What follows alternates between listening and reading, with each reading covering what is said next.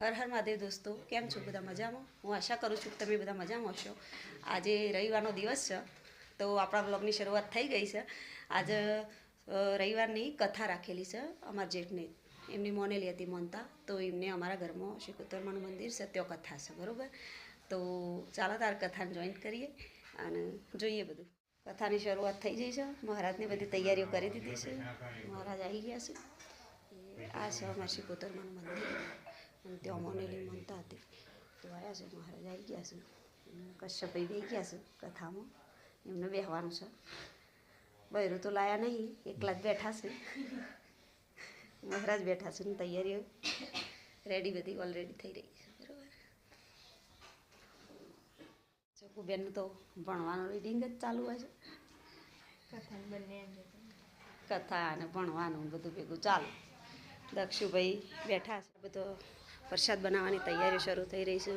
વિરમભાઈ આવી ગયા છે, તે પ્રસાદ બનાવશે. અને આ બધો આગો પાછો થાય છે. તૈયારી કરીને બધું આપ્યું છે, તો પ્રસાદ બનાવવાનું ચાલુ છે. હજી મહેમાન કોઈ આવ્યા નહીં, ગામમાંથી બધાને બોલાયા છે, બધો આવવાનો છે. પ્રસાદ ચૂલા ઉપર તૈયાર થઈ રહ્યો છે. ચાલો ચાલો જોઈએ. એ પપ્પા ગામમાંથી આવી ગયા છે, દૂધથી ડેરી ભરીને દૂધ અને આવ્યા છે. પોણી વાળ્યું છે મહેશની, તે પપ્પા આવી ગયા છે.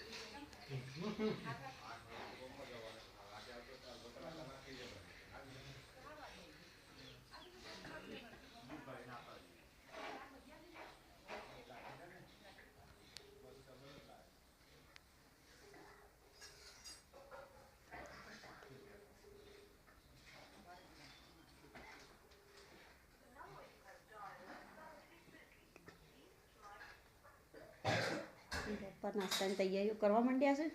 હા, એટલે નાસ્તો પહેલો કથા પછી.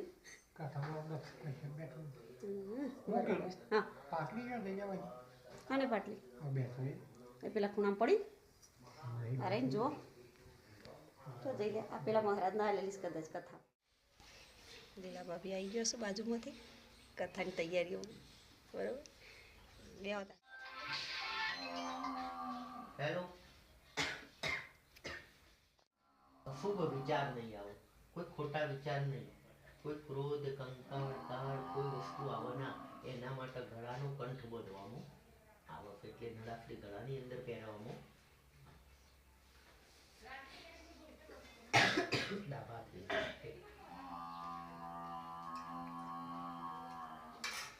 જ્યારે ભગવાનના કાર્યમાં આપણે બેઠા હોય ને, ત્યારે સૌથી પહેલા પવિત્ર ધરતી માતા હંમેશના માટે પવિત્ર ફળ. ઘણા બધા આપણે એવું કહીએ છીએ કે ભાઈ જગ્યાને પવિત્ર કરો, ગંગાજળ છોડો, પણ એનો અર્થ કોઈને ખબર નહીં. અહીંયા તો જગ્યા પવિત્ર કરીએ છીએ. જગ્યા કોઈ દિવસ પવિત્ર કરવાની આવતી નથી. ભૂમિ ધરતી માતા તો એટલી બધી સારી કે આપણો બધો ભાર ઝીલી રહી કે ખોટું ને સાચું ને બધું જ સહન શક્તિ ના મૂકો. પણ પવિત્ર શું કરવાનું છે? તો પવિત્ર આપણું તન, મન અને આપણું શરીર પવિત્ર કરવાનું છે. એટલે આ બે ઓગળી લેવાનું. પહેલા બે ઓગળીથી બધા પાણી છોટી લેવાનું. ઓમ સર્વ પવિત્રમ પવિત્રયો પવિત્ર ધ્યાનમ પવિત્ર જ્ઞાનેન સ્તમ દેવે. ઓખે ઉપર, શરીર ઉપર, હૃદય ઉપર સૌથી પહેલા મનુષ્ય પવિત્ર થાય ને, તો બધી ભૂમિ તો પવિત્ર છે. એના ઉપર જમણો હાથ આ રીતે રોકી, આ રીતે બધા પાણી છોટી. ઓમ સર્વ પવિત્રમ પવિત્ર જ્ઞાનેન પવિત્ર એટલા માટે થવું પડે જ્યારે ભગવાનના કાર્યની અંદર આમંત્રિતમ દેવ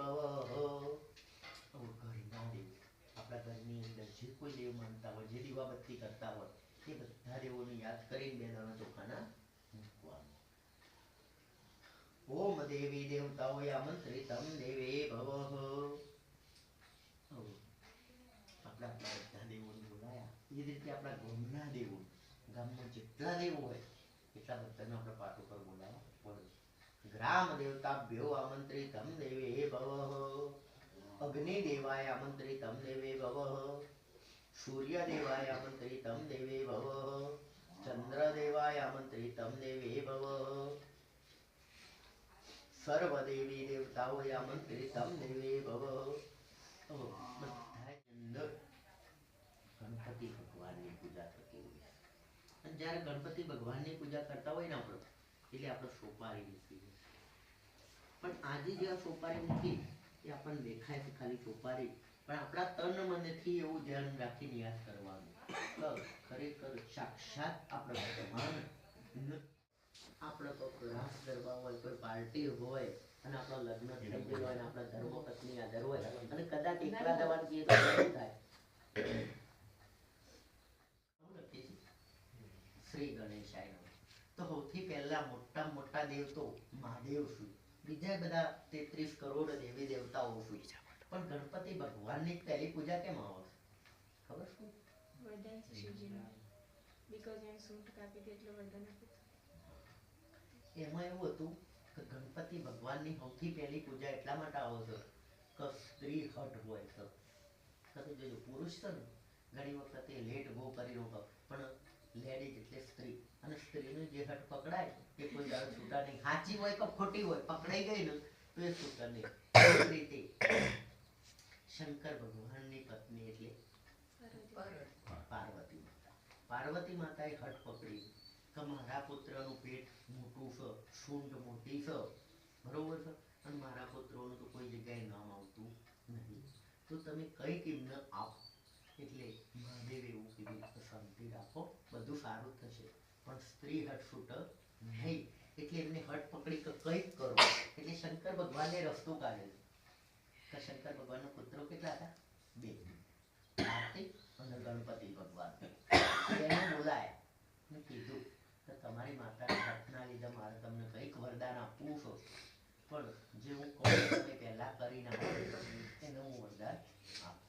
ત્યારે ગણપતિ ભગવાન અને કાર્તિકની બેને બેહાડીને એવું કીધું કે 168 તીર્થયાત્રા જે પહેલા કરીને આવે ને એને હું વરદાન કહું.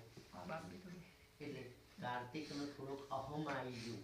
એટલે કાર્તિકને એવું કીધું ગણપતિ ભગવાનને તો સૂંઢ લોબી છે, પેટ મોટું છે, તે 168 મંદિરો ક્યારે ફરીને આવશે? હું તો તાત્કાલિક જઈને આવી દઉં એટલે સૌથી પહેલા મને કોક મળી જશે. એટલે એમને તો એટલું ખબર તરત નીકળી ગયા. ત્યારે ગણપતિ ભગવાનને એવું કર્યું કે મારે 168 તીર્થયાત્રાઓ કરવાની આવતી નથી. 168 તીર્થયાત્રા કોને કહેવાય? કે માના બાપને બેહાડ્યા શંકર ભગવાન અને પાર્વતી, અને 168 ઓટા મારી અને પ્રણામ કરીને બેસી ગયા અને કીધું. એટલે શંકર ભગવાને પૂછ્યું કે ચમ ભાઈ તમે? કેમ કે માતા 168 તીર્થયાત્રા પૂરી થઈ ગઈ. એટલે પાર્વતી માતાએ શંકર ભગવાન પણ હશે અને કીધું કે એટલે કે મા બાપથી મોટું કોઈ સ નહીં. એટલે મેં એમની પ્રદક્ષિણા કરી છે. એ વાત ચાલતી હતી, કાર્તિક ભગવાન આવ્યા એટલે એના પહેલા શંકર ભગવાને વરદાન આપી દીધું કે જા દીકરા, મનુષ્ય અવતારની અંદર સૌથી પહેલી પૂજા તારી થશે અને સૌથી પહેલું તારું નામ આવશે. એટલે રિદ્ધિ ને સિદ્ધિ પણ હાથે હાથે પ્રદક્ષિણા કરતા હતા. એટલે એમને કીધું તમારા આખા પરિવારનું નામ સૌથી પહેલા આવશે. ત્યારથી ભગવાનને વરદાન આપ્યું. એટલેથી ગણપતિ ભગવાનની ખારામાં ખોટામાં સૌથી પહેલી પૂજા કરવી પડે.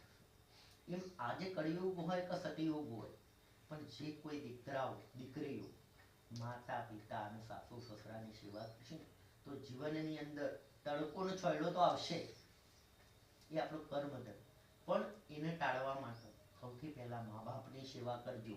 કદાચ હું એવું નહીં કહેતો મંદિરે ના જજો, તમે મંદિરે તો રોજ જજો, પણ મંદિરે કદાચ જવાનું કોઈ કારણસર ના જજો તો વધુ નહીં. કારણ કે આપણે એવું કહીએ કે ભાઈ મહાદેવનું મંદિર છે કે કોઈ દેવનું મંદિર છે, મારે ત્યાં જવું છું. માતા કે પિતા આપણો બીમાર હોય, એ ખાટલામાં હોય, એમને દવા ના આપી હોય, એમને દવાએ ના આપી હોય, મારા મંદિરનું મોડું થાય તો હું ત્યાં દઉં, તો ભગવાન પણ નારાજ હોય, દેવ પણ નારાજ હોય. દેવ કીધું કે તમે તમારા મા બાપની સેવા કરીને પછી મારા જોડે આવો તો હું કોક આપું. ને કે ઘણી વખત એવું થતું હોય ભાઈ રોજે રોજ મંદિર જાય, રોજે રોજ પણ કોઈ ફરતો મળી નહીં. ચમ ના મળી? તો તમે જે મંદિરે જાઓ એના પહેલા ભગવાન કા દેવ જે હોય એની જગ્યાએ નારાજ થાય. કેમ નારાજ થાય? મહારાજ એક વાત કહું, આ શિકોતરવાની કથા મને એવી છે કે તમે દીવો કરવા જવાનું નહીં. એટલે ભગવાન પૈસાને નહીં માનતા. લક્ષ્મી માતા એવું કીધું છે કે તમારા ઘેર પૈસો ટકાવો હોય તો એના માટે એક જ પૂજા આપણા ઘરની બેન દીકરી ભલે લગ્ન કરી દીધો હોય, એની સાસરીમાં હોય, બરાબર છે, પણ ક્યાંથી રોતી કકડતી કોઈ દિવસ જવી દેવો નહીં. જે મળે ફૂલના ફૂલની પોકળી એને આપવાની. જ્યારે જ્યારે આવો ત્યારે જે મળે એને જમાડવાની. બરોબર છે? એવું નહીં કે આપણે બહુ પૈસા આલી દઈશું તો જ આપણા બેન દીકરી આપણા ઉપર ખુશ રહે. કોઈ પણની બેન દીકરી હશે ને એ તમે જોજો સાસરીમાં જશે ને તો સૌથી પહેલા પોતાના પિયરનું વિચારશે કે મારા ભાઈ સુખી તો હું સુખી. પછી કોઈ દિવસ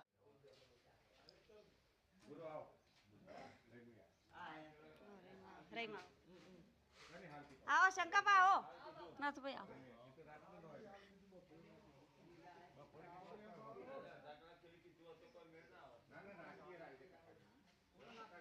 બાપભાઈ આવો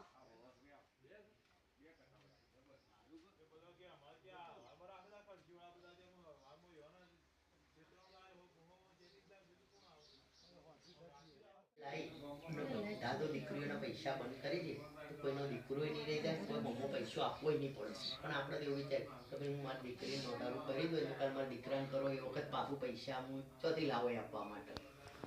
પણ એ રિવાજ બંધ કરવો હોય તો દરેક બહેનોએ જ ખાલી પેલું કરવું પડે કે ભાઈ દીકરીના પૈસા લેવા નહીં, દીકરીની ચોક મારી બાકી પટ્ટીમાં જે પેલું આવવાનું થયું ને આપણે તમારું અમે ખાતરનો જઈ એ કૂદકો મારી કે પટ્ટી મારી તો ન્યાય ઓળખવા એ કહેવાનું